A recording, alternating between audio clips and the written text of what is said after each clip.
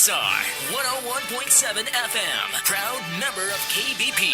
Kapisanan ng mga broadcaster ng Pilipinas.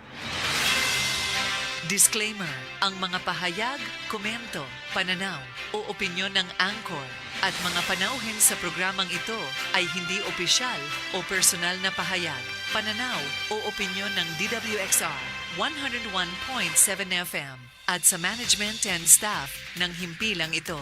Disclaimer. The views and opinions expressed in this program are those of the speakers and do not necessarily reflect the views or positions of DWXR 101.7 FM management and staff. Narito na ang makabagong uri ng balitaan at talakayan sa radyo. Balita at talakayan. Balita at talakayan. Hihimay ng mga isya, talakay ng mga maiinit na usapin, maglalahad. Punto por punto. Balita at talakayan. Tambalan, Sandy Soriano at Dom Lago. Alas 12 ng tanghali. Lunes, Miyerkules at Biyernes, kasabay ng inyong tanghalian. Balita at talakayan. Dito lang sa himpilan ng DWXR 101.7 Kalahi mo FM. Balita at talakayan.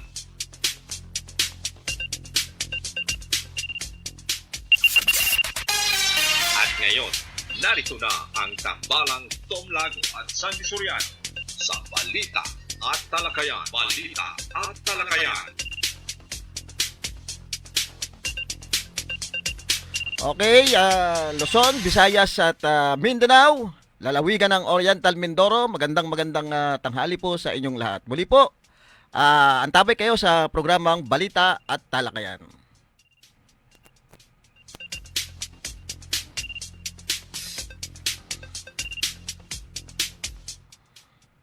Medyo hindi natin malaman kung anong bang lagay ng panahon ngayon, ano? Bagamat merong papasok na bagyo pero hindi naman dito sa atin na direktang tatama, mukhang sa Kabisayaan ito, ano?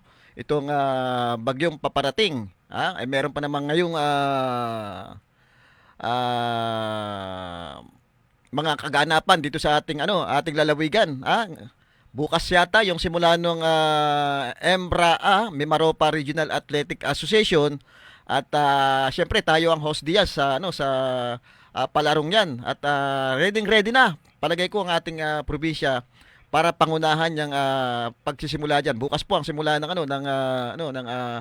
event na 'yan, at mukhang yung sports complex natin diyan sa Nahuan ay handang-handa na rin. Hindi ko lang alam kung ang Oriental Mindoro National High School ay magagamit din diyan doon sa ibang mga palaro.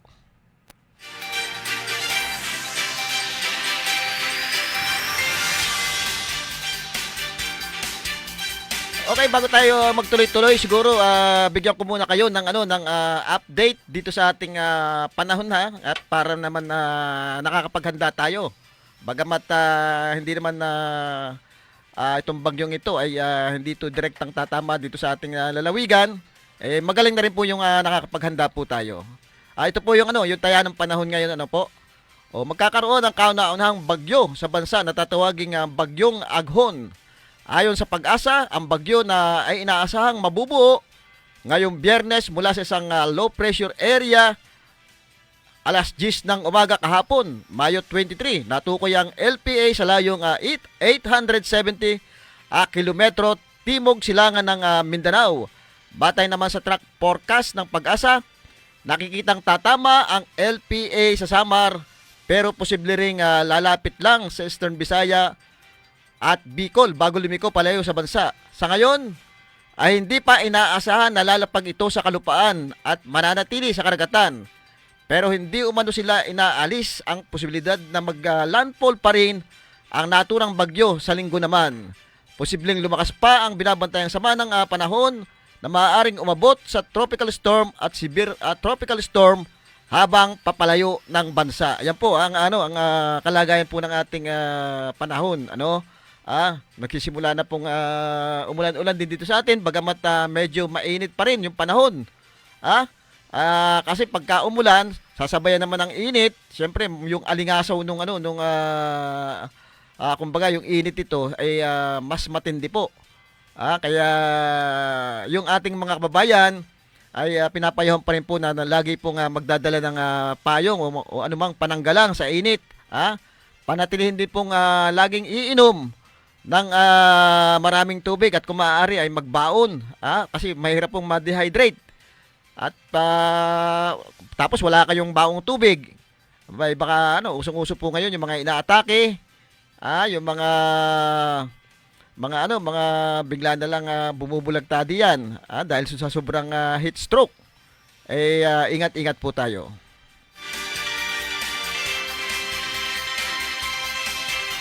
Siyempre, binabati po natin lahat ng mga babayan na nakikinig, hindi lang po dito sa Oriental Mindoro, kasi worldwide po tayo. Meron po tayong napapanood po tayo sa Facebook, sa buong mundo. At kaya binabati natin lahat sa iba't ibang lugar ng mundo, sa ibang bansa, sa aking mga kaibigan na sa parting Australia, sa US, na nakatutok din sa ating programa. Siyempre, dito sa Pilipinas, marami ring nakikinig sa atin. Partikular dito sa lalawigan ng Oriental Mindoro. Binabati rin natin yung may mga nagdiriwang ng kaarawan ngayon. Sino ba yung mga nagdiriwang ng kaarawan ngayong araw na ito? Pero hindi natin maisa-isa, no? Kung nakikinig kayo, pwede naman kayong magbigay ng message at babatiin po natin.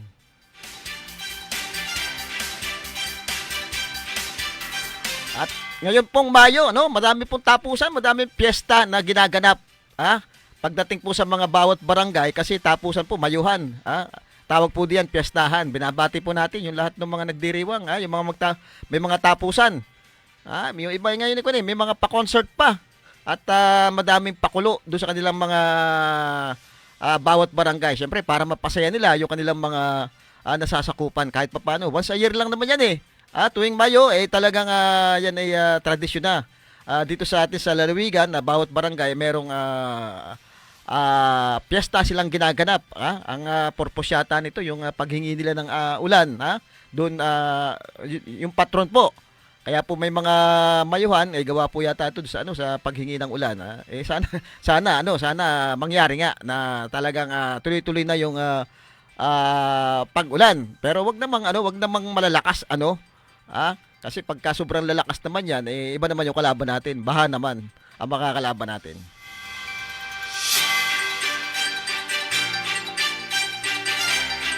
At syempre sa usapin po ng El Nino, ang naging kawawa po dito talaga ay yung ating mga kababayang magsasaka. Kaya naman ang ating gobyerno may mga inihandang ayuda para sa kanila, At ito nga yung magandang balita. Hindi yata ito sa ating lalawigan, pero at least baka meron mga ayuda rin matatanggap yung ating mga kababayang magsasaka dito sa sa Oriental Mindoro. Oo. Marcos, 20 milyong ayuda sa magsasaka, mangingisda na apektado ng El Nino. Personal na pinamahagi ni Pangulong Ferdinand Marcos Jr. ang mahigit 20 milyon na tulong pinansyal sa mga magsasaka at mangingisda na apektado ng El Nino sa mga lalawigan ng Tawi-Tawi at Basilan nitong Huwebes. Iniabot ni Pangulong Marcos ang tseke na tig 10 milyon na tulong kina Tawi-Tawi Governor Ismael Sali at Basilan Governor Hajiman Saliman Hataman, habang ang mga magsasaka at mangingisda ay tumanggap ng tig 10,000 sa kanyang talumpati. Sa pamamahagi ng tulong, sinabi ni Pangulong Marcos na sinailalim sa state of calamity ang Bangsamoro Autonomous Region in Muslim Mindanao o BARM dahil sa El Nino. Humigit kumulang 80 miyembro ng House of Representatives sa pangunguna ni Speaker Ferdinand Martin Romualdez ang nakiisa rin sa Pangulo, nakasabay din ng Bagong Pilipinas Serbisyo Fair, isang programa na nagdadala ng mga serbisyo at tulong sa mga marginalized o komunidad sa buong bansa. Nagpahayag ng pasalamat si Pangulong Marcos sa mga magsasaka, mangingisda at kanilang pamilya sa kanilang sakripisyo para matiyak ang food security sa bansa. Namahagi rin ng Department of Social Welfare and Development o DSWD ng tig 10,000 bawat isa sa 10,000 benepisyaryo na binubuo ng mga magsasaka, mangingisda at kanilang mga pamilya. Ang Office of the House Speaker naman ay namahagi ng 5 kilo ng bigas sa bawat dumalo. kabilang sa iba pang mga kalahok na ahensya ng Department of Trade and Industry, Department of Labor and Employment, Technical Education and Skill Development Authority, at Department of Agriculture. Yun. Sana sana dito sa atin sa Oriental Mindoro, meron ding matatanggap yung ating mga kababayang magsasaka kasi apektado din po sila.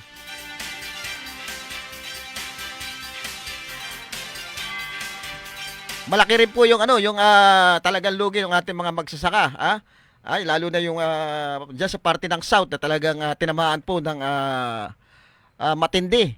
Yung ating mga magsisibuyas diyan ay kaawawa po. Ganun din yung kasama pala dito yung mga mangingisda na apektado ng El Nino. Apektado ba yung mga mangingisda? Sa bagay, pagka sa dagat sobrang init din eh.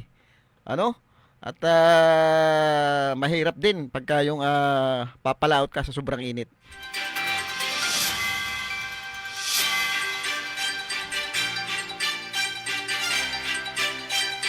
Binabati po natin ang lahat ng nanunungkulan dito sa Oriental Mindoro, yung ating mga public official pamula diyan sa Calapan, papuntang South, lahat po ng nanunungkulan. Di na natin isa-isa, binabati natin sa magandang tanghali. Siyempre, kay dating Mayor at Congressman Salvador Doyle Leachon, binabati natin siya ng isang magandang tanghali.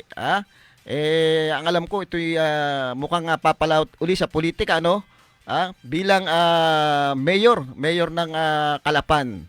At marami nag-aantay sa kanyang pagbabalik kasi maganda naman yung kanyang naging serbisyo nung siya'y nanunungkulan pa do sa loob ng 9 na taon na panunungkulan niya. Tapos po yung termino niya dito, yung 3 termino niya ay talagang napakadami pong accomplishment at kitang-kita naman yung mga accomplishment na nagawa niya at tumatak dito sa atin sa lungsod ng Calapan. At mamaya paparinig natin yung mga accomplishment na yan. So binabati ko rin si dating mayor at ngayon ay ating kinatawan sa unang distrito, Congressman Arnan Panaligan, na talaga namang napakasipag. Busy po to sa Kongreso. Hindi lang problema ng Oriental Mindoro itong kanyang tinatalakay dito pagdating sa plenaryo ng Kongreso, kundi pati yung problema pa ng ating bansa pagdating diya sa problema natin sa West Philippine Sea, sa mga magsasaka, mga pang-national issue na po yan eh. Ganun pa man po, talagang hindi napapabayaan ng ating congressman itong ating unang distrito at napakaraming biyaya at proyektong nadala na dito particular po doon sa mga alam niyo ito si Congressman Arnan Panaligan, pag nag-project ito, puro yung papakinabangan talaga ng ating mga kababayan. Talagang kita niya yung dapat i-prioridad pamula doon sa health, doon sa pangangailangan ng ating magsasaka, pati doon sa mga flood control na project kasi napakahalaga po niyan. Hindi lang po dito sa atin sa issue ng pagbaha kasi kung matatanda nyo, pagka talaga malakas ang ulan, kaunting ulan pa lamang, talagang binabaha na rin ang bayan ng Calapan. Dito pumupunta ang tubig, parting Nauhan, parting Bako. Madami pong apektado dito at isa dito, syempre, yung mga magsasaka, na talagang nalulugi pagka dumarating yung ganyang malalakas na pag-ulan. Kaya yung kanyang mga proyekto, na pagdating po sa sa mga pagbaha ay makikita nyo diyan yung paglalagay ng mga protection dike na ginagawa ngayon, ganyan ginagawa para kahit papaano pag nagtag-ulan ay maiwasan o kundi man masolusyonan niya, maiwasan yung malaki ang pagbaha.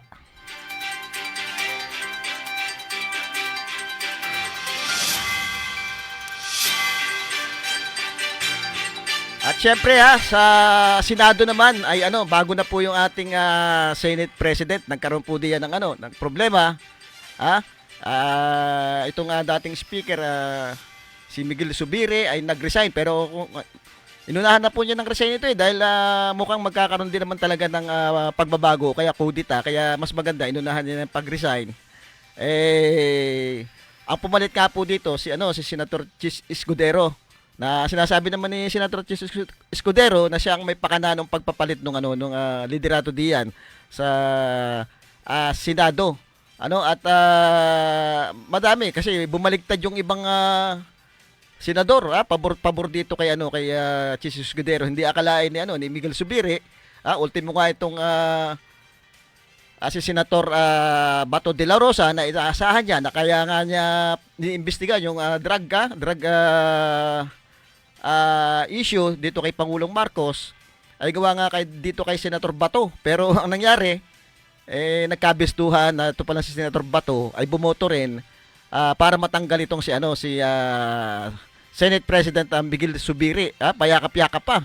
Ay ang katuwiran, kahit naman daw hindi siya bumoto, panalo na rin. Kaya lang, dapat hindi ka na lang bumoto, At pinaasa mo yung tao, kaya natanggal yung tao. Kaya pinag-initan. Kasi nga mukhang ang duda nung palasyo, mukhang kumikiling ito si Miguel Zubiri, si Senate President. Dito kay Pangulong Duterte do sa mga issue, pagdating sa West Philippines, tahimik siya. Pagdating do sa mga ibang sa mga ibang issue ay mukhang tahimik ito. Pero yun nga siguro ang isang kinatanggal niya dito yung pag-iimbestiga ng drug issue dito kay Pangulong BBM. Ang nagsusulong kasi nito si Senator Bato. Hindi akalain ni Senate President Miguel Zubiri na gaganunin siya. Mukhang traidoran ang nangyayari do sa Senado. Yun mukhang iba ay nag-resign na rin si Senator Joel Villanueva do sa kanyang komiteng hinahawakan at saka si Senator Angara ay nag-resign din yata. Siguro nakakaramdam din sila na talagang papaltan yung liderato. So ngayon ang isa siguro dito kay at abangan natin kay Senator Chis Escudero ay yung tungkol dito sa charter change. Alam natin talagang ito against sa charter change . So paano ito napapwesto diyan sa ganyang posisyon kung kakalabanin niya yung posisyon ng administrasyon na talagang gustong mabago yung provision pagdating po doon sa economic abangan natin kung paano niya palulusutin itong charter change. At ito nga yung isang balita diyan makikipag-usap muna ang bagong liderato ng Senado kay House Speaker Martin Romualdez para ayusin ang ugnayan at relasyon ng mga senador at kongresista. Ito ay para maging maayos na at wala ng palitan ng maanghang na salita at batuhan ng mga akusasyon. Git pa na Escudero, maglalatag ng mga protocol para sa pagkakaroon ng maayos na koordinasyon kaugnay sa mga sinusulong na panukala para maiwasan ang hindi pagkakaunawaan at miscommunication. Anya pa, hindi naman minsan nagkakasundo ang mga senador at kongresista sa ilang bagay, subalit hindi ito dapat maging rason para magbatuhan ng dumi at magsabihan ng kuna-unong masasakit na salita sa harap ng publiko. Sa kabila ng nagpadala naman anya ng congratulating message kay Escudero, si Romualdez. Wala pang tinatakdang araw kung kailan mag-uusap sina Escudero at Romualdez. Sinabi ni Senate President Chis Escudero bago ang pag-uusap ng dalawang kapulungan ng Kongreso ang mga kontrobersyal at panukala tulad ng charter change o chacha ay uunahin muna nilang plantsahin ang relasyon ng Senado at Kamara. Ayun, yun ang isang priority ni Chis Escudero, ayusin muna yung relasyon ng Senate at saka ng Congress kasi nga dito sa issue nito iba-iba sila ng paniniwala pagdating sa issue ng amendment do sa batas ng charter change. Kasi nga ang sinasabi ng mga ibang congressman dito at saka ibang pabor dito dun lang sa economic provision na ang dapat mabago. Kaya lang siyempre may pagdududa naman itong mga oposisyon na baka hindi lang dun ma-focus yung pag-amyenda dito sa sinasabing economic provision. Baka madamay dito yung term limit. So ang hinahanap dito siguro ng mga against do sa charter change, ipakita talaga yung kabuuan kung alin talaga yung babaguhin. Bagamat talaga namang ayon do sa mga eksperto may problema na yung ating constitution doon pagdating sa sa mga economic provision nga, na hindi na naaangkop sa panahong ito. Kailangang baguhin o kaya amyendahan. Katulad nga doon sa sinasabi na kailangan magkaroon ng 100% na pag-aari yata o yung control yung dayuhang mamumuhunan dito sa Pilipinas kung sakasakali silang magnenegosyo. Kaya lang ang isang kinakatakot dito nila ay yung baka bumili ito ng mga property dito, yung bagang mapalagay doon sa sa economic provision na pwede na silang bumili ng mga property dito ay hindi naman po maganda kasi mayayaman po itong mga company na ito at pwede talagang bumili ng mga property katulad po ng lupa, mauubos po yung ating lupain. Pero ito naman ay maring tinanggi nung ibang congressman na pabor do sa economic provision ng pagpapalit nga na hindi papayagang makabili ng mga lupain itong mga negosyanteng papasok sa atin. So yun yun siguro abangan natin kung paano kasi hindi naman mapapapunta siguro si Senador Chis Escudero diyan sa posisyon na yan kung walang nag-back up na mas impluwensyang tao kasi ang pagpapalit po ng Senate President talagang dapat talagang nakakonect din sa presidente para kung ano yung gusto ng presidente na pwede niyang patupad o pwede niyang baguhin do sa Constitution ay may kaalyado siya sa Senado. So abangan po natin yung kanyang stand ngayon diyan sa charter change dahil sa simula pa talagang talagang against itong si Chis Escudero diyan sa pagbabago ng ating Constitution pagdating po diyan sa economic provision nga ay abangan natin kung paano niya gagawa ng paraan niyang problema na yan. Ang hinihiling lang naman ng kababayan natin ipakita yung kabuuan kung paano babaguhin yan. Kung talagang sa economic provision lang, siguro hindi magkakaproblema diyan. Kung makikita lahat yung nakalagay diyan sa sa sinasabi nilang babaguhin.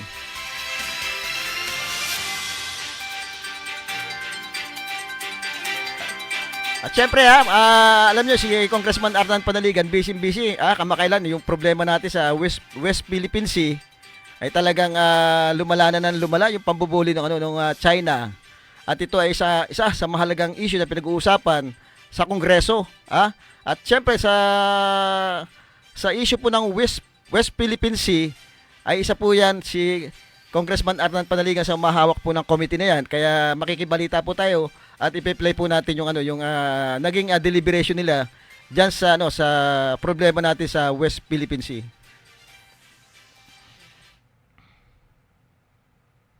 Kung bigyan din diin yung or react sa question ni Congressman Castro kanina, Congressman Castro, sa ating mga resource persons, particularly from the security establishment, kung pwede tayong padala uli ng barko sa Ayungin Shoal, Of course, hindi na nasagot yun. I understand them dahil it could involve a policy decision. And I believe that the resource persons here are not in a position to say something about that, that they could baka sila mapagsabihan ng kanilang mga superiors, But I believe theoretically we can send, Congresswoman Castro, we can send a vessel there, but they are not the persons who can state that here, kasi may policy decision. But I believe that the government, the AFP can send another vessel there. Maraming tayong na-decommission na vessel naman ng Navy. We can send that kasi yung BRP Sierra Madre, I believe, is already crumbling, based on what we see sa mga pictures. Ako naman may konting kaalaman sa mga barko. Alam ko ang barko ay kailangan ma-dry dock at least once a year yan. So mula yung mula na yung inadala doon sa yung Shoal, definitely hindi pinadry dock kasi nga nandun sila sa lugar na yon. Kailangan ang barko dalhin sa shipyard every year for a dry docking operation. So I hope that AFP, the Navy, can study that matter. Kasi kung magkakrumble na yon, that will put the lives of our personnel there at risk. And second, mawawala na yung ating presence sa lugar na yon. And it is very important that we maintain our presence sa lugar na yon, precisely to assert our sovereign rights. I'm not going to press that sa AFP at sa Navy ngayon kung anong plano nila that should be thrashed out siguro in an executive session, but I believe that we should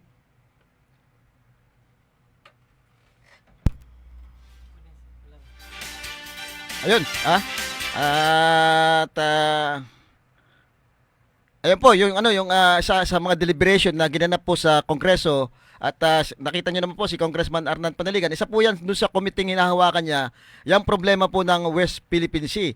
Dahil mo natin problema diyan di ba? Yung sinasabing nagkaroon yata diyan ng isang gentleman agreement, nung panahon po ni Pangulong Duterte. Kasi nung panahon po ni Pangulong Duterte talagang diyan pumasok, naging maluwag tayo do sa pagpasok ng China talagang mas mukhang mas pinabura ng dating administrasyon yung China, kaya naka-advantage po sila, naka-advantage ng pagkuha do sa ating mga teritoryo diyan. At siyempre ngayon inaasikaso ito ng bagong administrasyon.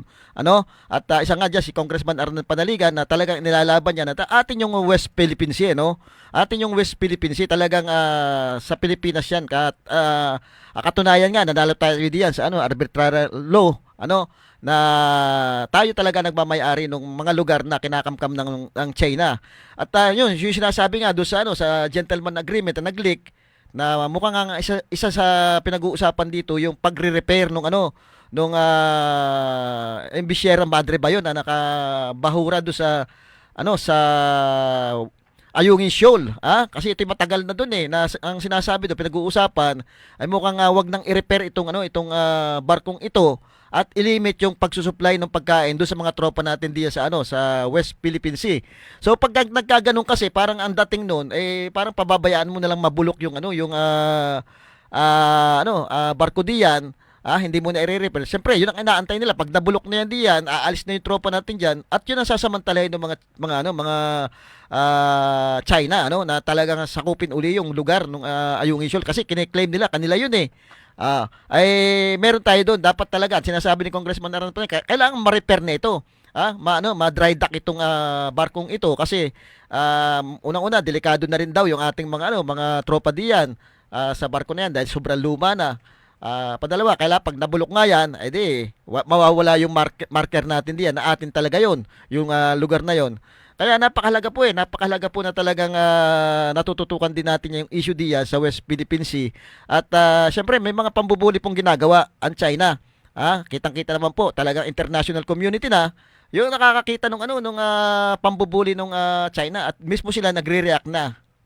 Ang sinasabi nga natin, hindi naman talaga natin kaya yung China, napakalaking bansa niyan Pero yung pagpapakita ng mga pambubuli at pang-aabuso ng China doon sa ating tropa diyan na ginagawa nila sa international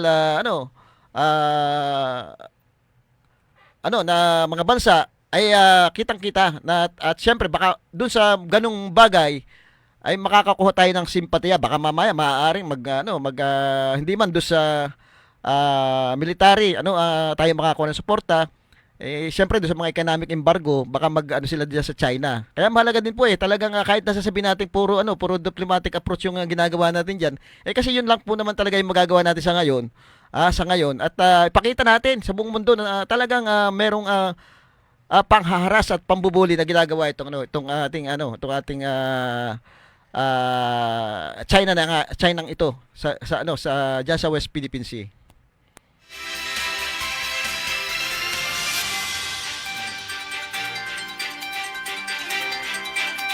Madami po isa pa rin po sa tinutukan dyan ni Congressman Arnan Panaligan. Talaga mga national issue na po ito. National issue na. Kumbaga, usaping problema na po ito ng ating bansa. Pero, ganun pa man, ay ito po yung tinututukan ng ating congressman. Kasi sinasama po siya dyan sa mga committee na yan. Ibig sabihin, pag napasama po kayo dyan sa mga committee, 13 committee, napapagkatiwalaan po kayo. At kumbaga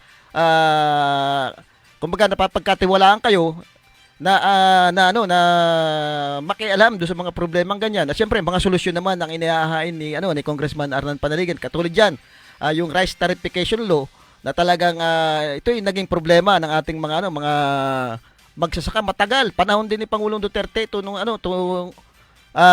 create to sinabatas na ang author nga nito ay si Senadora Cynthia Villar, na ang purpose dito po nito ay ang sinasabi nga ay para mapababa daw yung presyo ng bigas.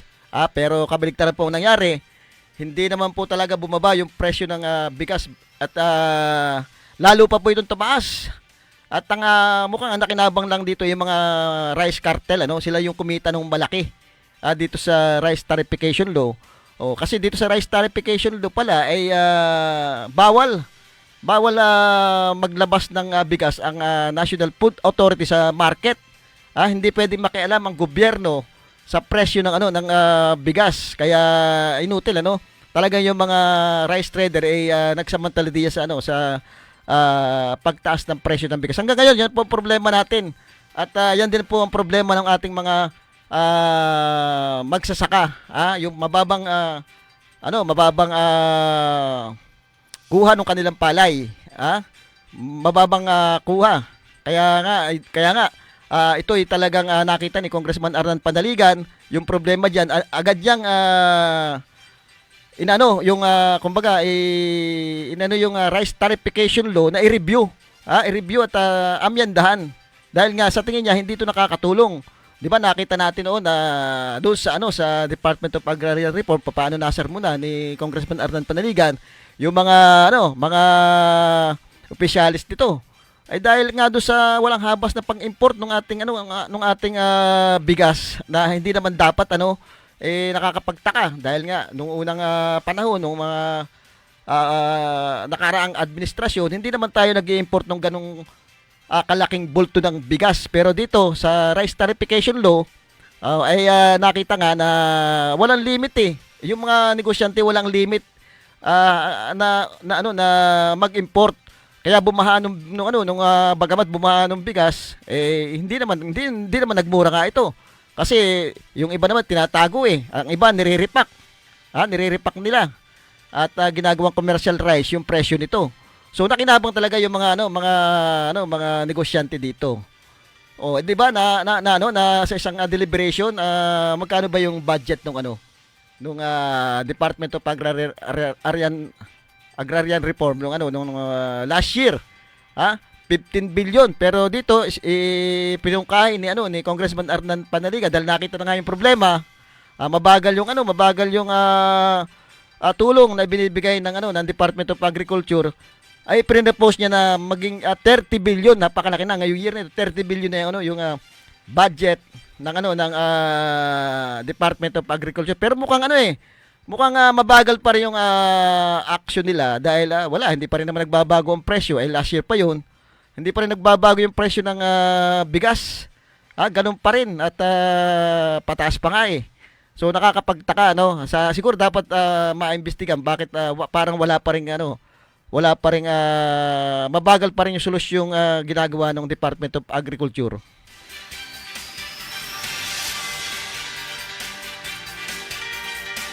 At pagdating naman siyempre dito sa ating lalawigan, itong ating congressman napakasipag po. Bagamat busy sa national, hindi nga natin ma-interview ngayon dahil talagang laging may committee hearing. Pero machechimpuan din natin. Talagang pag umuwi po dito 'yan ay makikita nyo halos wala sa opisina niya yan at iniikot talaga yung ating unang distrito, yung mga barangay, yung bawat bayan, talagang pinupuntahan niya yung mga malalayong lugar at inaalam yung problema ng mga ito. Nakita natin yung kanyang mga project, yung mga farm to market road, para din sa mga magsasaka itong mga farm to market road na ito na malaking tulong para sa ating mga magsasaka. Kasama na diyan syempre yung mga tulong do sa mga estudyante nating walang kakayanan. Napakalaki po ng binadget diyan ni Congressman Arnan Panaligan. Pati do sa health, talagang sa health po hindi kayo mapapahiya pag pumunta po kayo. Kung kailangan din lang po ninyo ng tulong doon sa opisina po ni Congressman Arnan Panaligan diyan sa may C5 ay makakakuha po kayo ng tulong. Malaki po yung binabudget niya diyan sa health kasi alam niya na yun yung ang direktang makakatulong para do sa ating mga mahihirap na kababayan. Kaya ang dami pong pumupunta, hindi kahit na nga po yung ibang mga requirement, hindi po ganoon kahigpit humingi ng tulong do sa opisina ni Congressman Arnan Panaligan kahit pa kulang-kulang yung inyong requirement, tupalo na lang yun, may bibigay agad yung hinihiling nyo. Just sa kanyang opisina. Talagang yung health ay isa yan talaga sa kahit nung mayor pa po siya, talagang pagdating po doon sa mga pangangailangan, prioridad talaga ng ating mga babayan yung inuuna niya. Yung health, panahon po niya na naipatayo yung ating bagong provincial hospital, no siya governor pa po ay naitayo yung bagong provincial hospital na yan at napakaganda po niyan. Halos wala pong problema yan panahon na yon, napakalinis po niyan. Kaya lang syempre habang tumatagal po yan, mukhang hindi naman nabibigyan ng pansin ng mga ibang politikong pumapalit. Nagkaroon po ng problema. Sa ngayon po talagang napakalaking problema niyan.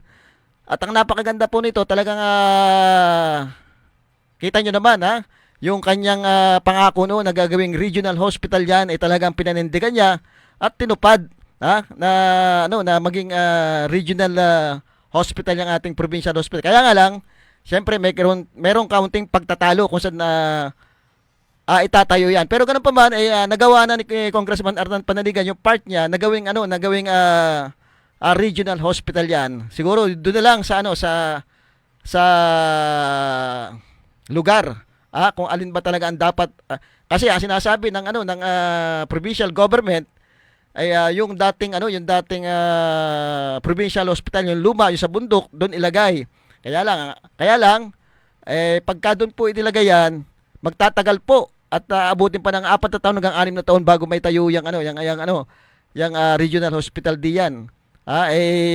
Babagal po, samantala kung ito ng ating kasalukuyang provincial hospital, automatic yan na po yung magiging regional. At yan na rin po yung pagandahin natin, palakihin po natin yung regional hospital natin. Malaki pa naman po yung property natin diyan, lupain, i-improve po natin. At syempre yung ibang mga community hospital na pinatayo din niya nung panahon niya diyan sa may Pinamalayan, ay dapat siguro ma-improve pa yan at mabigyan ng kumbaga yung dating budget na ginagamit diyan ng Oriental Mindoro Provincial Hospital, doon natin ilagay sa mga community hospital na sa iba't ibang bayan.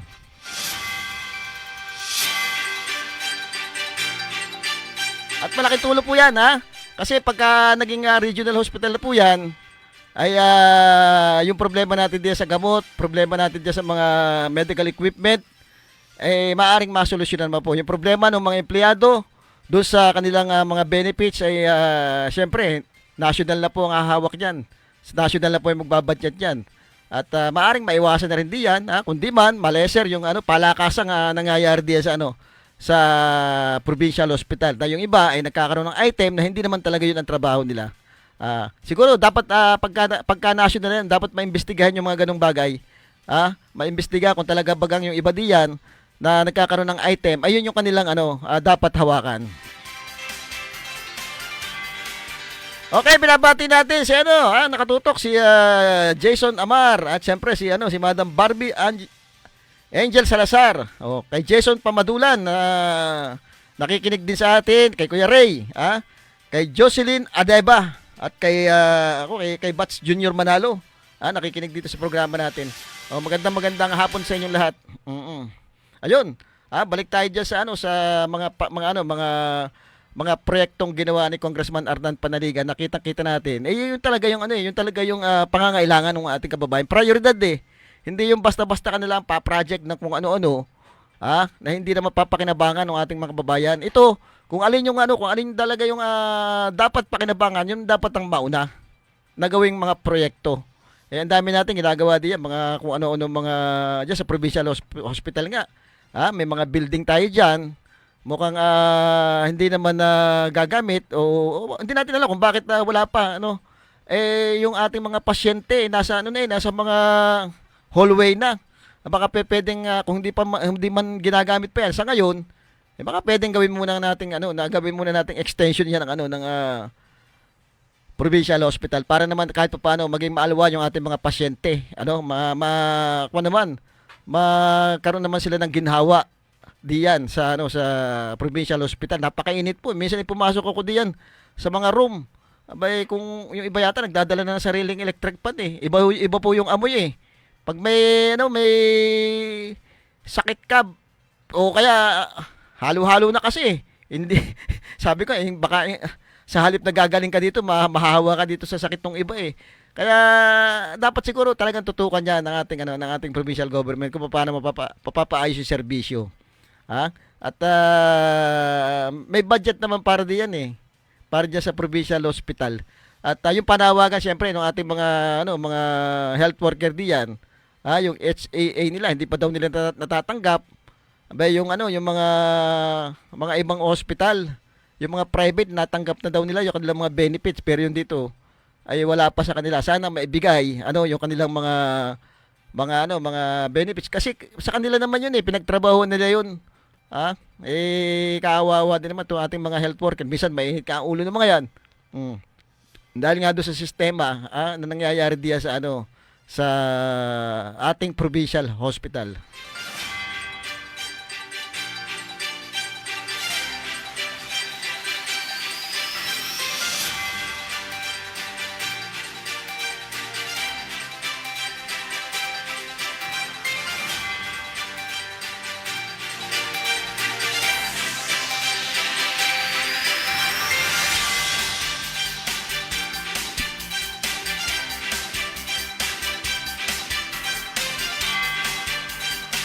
Ito maganda ito basahin ko lang ito isang balita ito ay napapanahon siguro itong balitang ito na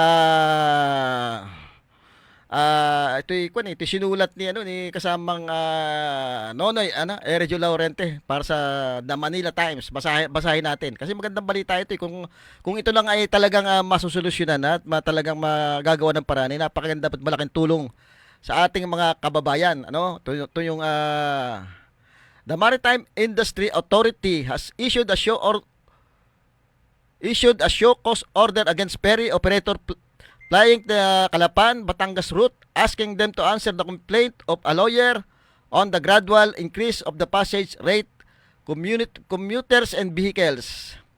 In one of the orders dated May 8, 2024 and addressed to the Ocean Pass Ferries Incorporation, operator of the Ocean Jet Passcraft flying the lucrative route Marina, directed the owners to submit comment and or answer within 10 days from receipt of this order and show cause why it should not be administratively penalized for the above-mentioned violation. On May 2, Cesar de la Puente, a resident of Nauhan, Oriental Mindoro, filed a complaint alleging that over the past year there has been a gradual increase in passage rate, including but not limited to passenger and vehicle rates charged by domestic ship owner and operator. The complaint added that the increase has become a burden for the ordinary folk, making it difficult for them to afford essential travel, whether for work, education, healthcare, and other purposes. The complaint deemed it necessary to seek adjustment to the passage rate charged by a domestic ship owner and operator, alleviate the financial burden on passenger, and to promote accessible and affordable maritime transportation services within the Philippines. The show cause order said, include in the complaint of De La Puente are the Montenegro shipping lines operating roll-on, roll-off ferries, Pascat, Ocean Jet, Pas Ferries, and Starlight Ferries Incorporation. Ayun, ito yatang si Attorney Mong De La Puente, ito yata yung hindi ko lang alam sinasabi lalaban ito ng Vice Governor ngayong halalan at mukhang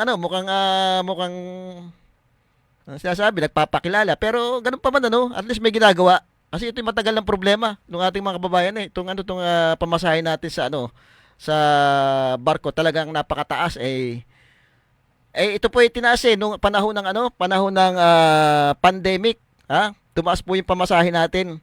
Sinabayan pa ito ng pagtaas nung diesel natin. Kaya lang nakakapagtaka, wala na pong pandemic. Bumaba na rin naman po ang diesel, malaki na po ang binaba. Nung from 70, doon sa Manila nga nasa 53 na lang ang diesel eh.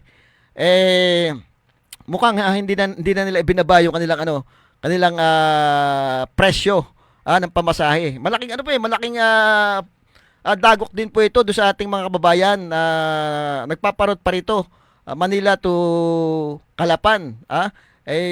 Apektado rin po diyan yung mga negosyante natin. Kaya mahal siguro yung mga bilihin dito sa atin eh.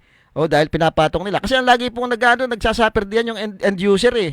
Yung mga kababayan natin, yung mga negosyante, papatong lang nila yung presyo na dinagdag nung pamasahe doon sa kanilang mga produkto. Ang nagsasuffer po diyan, yung mga namimili, yung mga kababayan nating maliliit.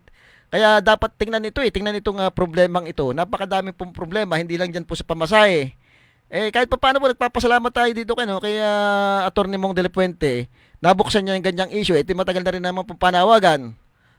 Sa ating mga politikong nakaupo dito sa atin, pero mukhang wala pong nangyayari na investigasyon kung bakit ayaw pang ibaba itong pamasahe natin diyan sa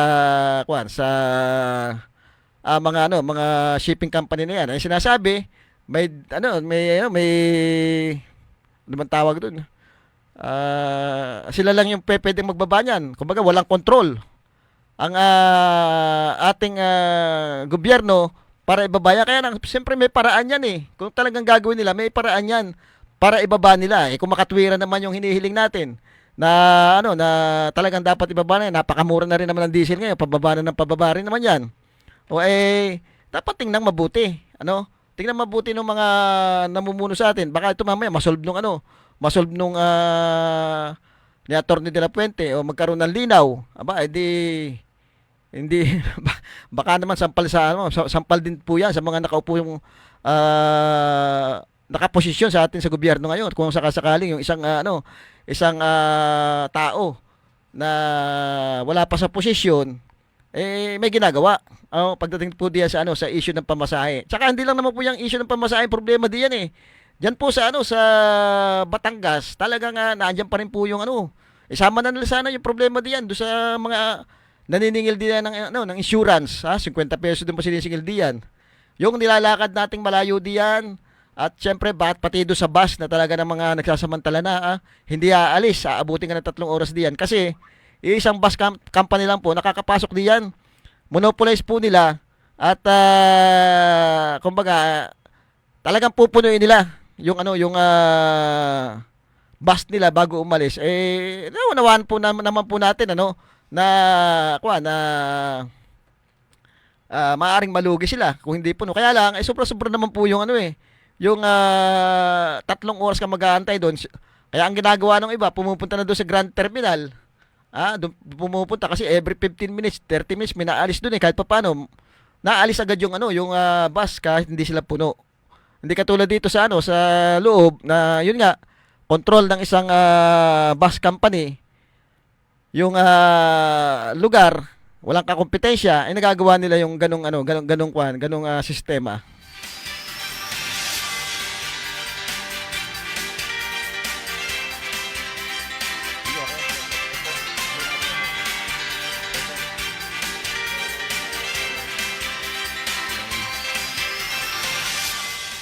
Siyempre, binabati ko si dating Mayor Doyle, yung katulad ng binabanggit ko kanina. Gusto ko pong iparinig yung kanyang mga accomplishment na nagawa nung siya ay mayor pa.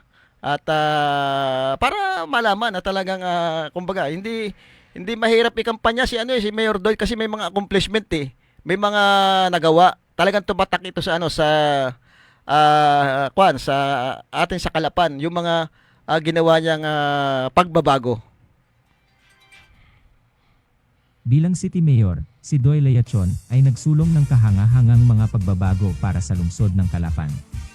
Ang kanyang mga pamamaraan sa ilalim ng Aksyon Agad program ay nagdala ng mahigit 6 billion commercial investments, na siyang nagbigay daan sa lungsod upang kilalanin bilang number 1 most business-friendly city sa Pilipinas.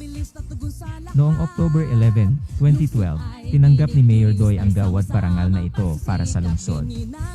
Ito ay naging simbolo ng paglalakbay ng Kalapan mula sa pangako patungo sa tagumpay at kaunlaran. Bilang Hello, mayong gabi.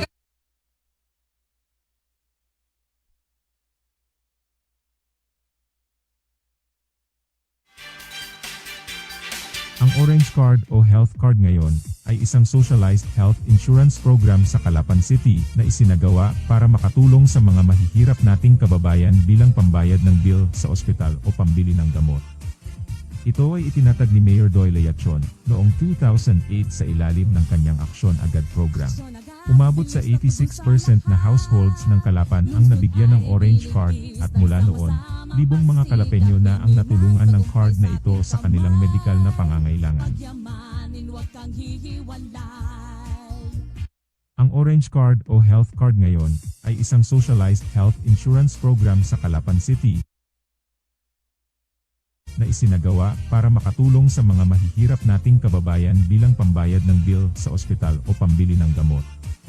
Ito ay itinatag ni Mayor Doy Layachon noong 2008 sa ilalim ng kanyang Aksyon Agad program.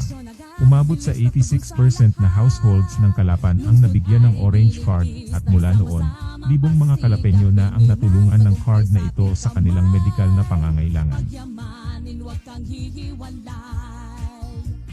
Ang Orange Card o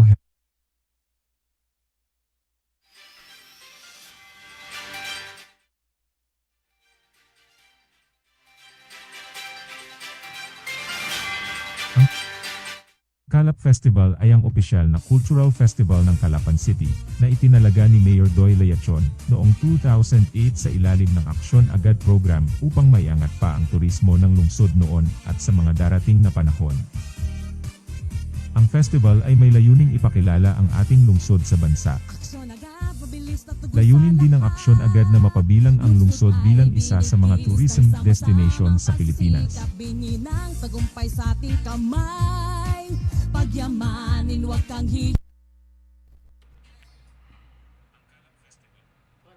Ayun, ayun po yung mga ilan lang na naging proyekto ni dating Mayor Doy Layachon nung siya nanunungkulan pa po. Kita nyo, napakadami po niyan kaya lang ilan lang po yung ating plinay, Ito po yung mga talagang tumatakdo sa sa isipan ng ating mga kababayan, yung mga programa na yan. Yung sinasabing action agad, pag may problema talagang pinarating nyo, ina-actionan agad yung problema, hindi pinapatagal, binibigyan agad ng solusyon. Sa panahon po ni Congressman Doy Layachon na naiakda yung Orange Card at napakalaki pong tulong na hanggang ngayon po napapakinabangan napalawak po yan, napalawak ng gusto dito sa panahon po ni Congressman Arnan Panaligan nung siya ay mayor pa, ay pinalawak po at talagang pinalawak yung mga benepisyo diyan.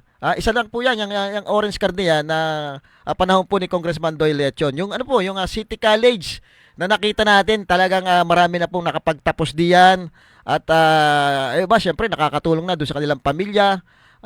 Talagang malaking tulong po yan yung yung ating City College sa panahon po ni Mayor Doy Layachon. Nabuo yan yung City College. At kasi prioridad din po niya yung yung ating mga kabataan na walang kakayanang mag-aral. At naranasan po kasi niya yan nung siya ay nag-aaral pa sa Manila, dahil nga sinasabi niya siya ay nag-working student bagamat meron silang kumbaga kahit papaano may buhay naman po sina Mayor Doy Layachon nung nag-aaral pa, pero siya ay nagtrabaho po siya bilang crew ng McDonald at sa gabi nagtataksi po yan habang nag-aaral po ng pagka-abugas siya. Sa panahon po niya nakita yung disiplina, yung kalinisan ng Kalapan, nakita natin. 'Di ba? Talagang kitang-kita naman noon yung malaking pagbabago. Pagdating sa kalinisan, sa disiplina, bawal magsigarilyo kung saan-saan. Bawal kung saan kang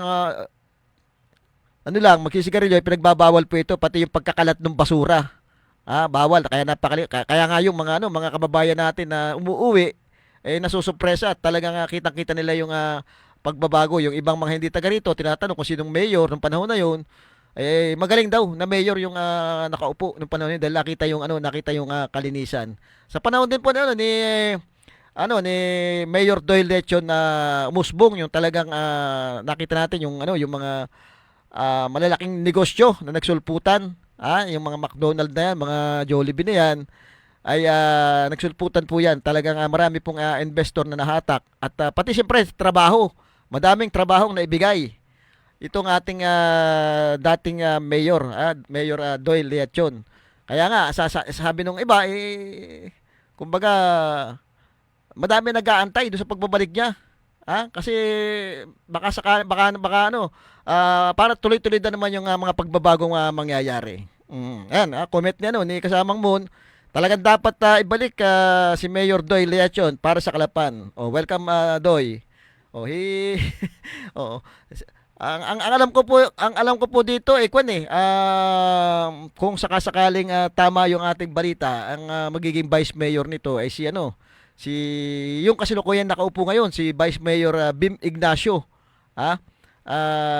Yun ang magiging katandem niya, at yung mga konsyales, yun yung mga incumbent na nakaupo ngayon, at syempre may napadagdag yatang 4, at si attorney Panaligan, si Attorney Bel Panaligan ay napadagdag po doon sa listahan na tatakbo bilang konsyal. At syempre kilala naman natin si Attorney Bel, talagang maaasahan ito at napatunayan na doon sa mga serbisyong ginawa niya. Mahilig po ito sa lalo-lalo na sa kalikasan, talagang ito po pagdating dyan sa mga mining, kitang-kita natin noon kung paano lumaban itong si Attorney Bel Panaligan, kasama din po yata dyan si Konsyal, dating konsyal din po, si Konsyal Paul Luna, na mapapasama rin doon sa slate nila. Kung di ako nagkakamali, si dating vice mayor din yata to, Infantado. At saka itong ating incumbent na Bukal, tapos na rin ang term, at isa rin ito doon sa author ng orange card. Si Bukal Ilano ay magbabalik bilang konsyal, at saka yung isang SK nila, si SK Serojano yata, ay kasama din doon sa lineup ng nina Mayor Doyle Lechon. Bagamat ito yung October pa naman yata ang filing, siguro may marami pang pagbabago na mangyayari, pero yan na po yung lumalabas doon sa mga bali-balita. At sa governor naman, syempre wala pa pong lumalabas na lalaban dito kay incumbent Governor Bonsor. Nababalita po si Mayor Ina Alegre ay nababalita pa lamang, wala pa naman tayong kumpirmasyon kung talagang tutuloy itong lumaban bilang governor. At sa vice governor naman ay madami, 4 yata itong maglalaban.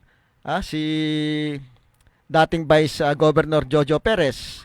Ang isa diyan si anak ng dating governor Congressman RGB, si Madam Joanna Valencia. Ito yung nababalita, ito yung nagsusulong ng investigasyon dito sa ating pamasahe. Ay si Attorney Mong de la Puente. Ang akin naman dito kahit pa paano may ginagawa kasi malaking problema yan yung pamasahe sa barko na talagang pinapasok natin ating mga kababayan, kahit sabihin na bakit ngayon lang mag-e-election, ang malaga may ginagawa siguro. Yung nababalita na tumutulong doon sa mga piyestahan ngayon, nagbibigay ng mga pa-concert, at saka lechong baboy yata, ay itong si Mr. Urbin Rabino, na napapabalita ring lalahok doon sa vice governor race pero syempre kung titingnan natin itong si Vice Jojo Perez mukhang mas nakakalamang ito, kasi ito yung naging vice governor na, naging vice mayor na. At maganda rin naman yung kanyang naging performance diyan pagdating po nung sa mga issue ng mining po, talagang tumutol din po ito si Vice Governor Jojo Perez.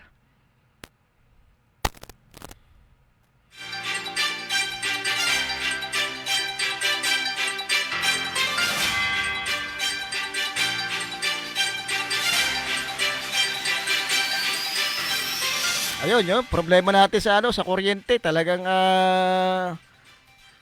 nagmahal na, hindi pa maayos yung serbisyo. Yun ang reklamo natin mga kababayan eh. Oh, nabigla tayo, nakala natin yung Napo Core magtataas pero kabaligtaran yung Ormeco pala biglang nagtaas. Sana naman tagal ng problema ito, hindi lang taon na ito, hindi lang siguro 5 taon na. Siguro kung ang ginawa ng pamuno ng Ormeco kaya ng provincial government nag-invest na lamang doon sa mga renewable energy, baka nakahanda na tayo ngayon doon sa problemang ito. Wala, hanggang yata walang plano na yun ang gawin. Ang alam ko merong proposal na ibinigay si Congressman Arnan Panaligan diyan sa kanila tungkol diyan sa mga renewable energy, pero ang sinasabi nga ay walang sagot. Napakaganda po kung may natin yung solar power, yung mga hydro power, tsaka yung mga wind power. Kasi yan na rin naman po yung tinatakbo ng ng ibang bansa, yung paggamit ng mga renewable energy, at dito sa ating bansa yan na rin po yung yung tinatakbo ng ibang lalawigan, yung mag-invest sa mga renewable energy. Matagal na may mga nagpo-propose dito sa atin meron naman tayo yung wind power. Hindi ko lang alam kung nakakapag-generate ba ng power yan. Pero sabi, nag-generate daw ng power yan. Ang problema, hindi na yata bumibilang Ormeco diyan ng power. Pagka yan po yung nangyari, mga renewable energy niya, dyan na po tayo nag-invest. Malaking tulong po doon sa environment natin. At hindi po tayo nakatali doon sa sa diesel. Kasi yung diesel, hindi yung presyo yan, hindi stable. Pagka may nangyaring gulo sa ibang bansa, tataas yan. Kung renewable energy po tayo, walang problema. Baka mas bumaba pa po yung taripa natin sa kuryente dahil wala namang ibang nagpapatakbo diyan kundi yung kalikasan. Itong ating diesel nakatali yan sa world market. Bababa, pwedeng bumaba, pwedeng tumaas. Malimit na yung gulo ng gulo ngayon sa ibang bansa. Pag nagkagulo, dala tayo. So, dapat siguro panahon na para pag-usapan yung paggamit natin ng mga renewable energy. Actually, may mga nagamit na may nagamit na yung mga private company, nagamit na po ng mga renewable energy, yung mga solar. So, nakakatipid sila Mayroon na mga talagang patunay na malaki yung natitipid nila. Bakit hindi pag-aralan po yan? Katulad yan, ng El Nino, di ba? Kung yung El Nino talagang sobrang init, siguro kung may mga solar power tayo dyan na malalaki, maaaring bumaba yung kuryente natin. Tumataas yan dahil mainit Pag mainit, malaki yung konsumo nung kuryente natin gawa ng mga aircon. Kung diesel nga yung ginagamit natin, talagang malaking babayaran. Kung solar, baka mas mababa yung bayaran nating taripa sa kuryente. Okay.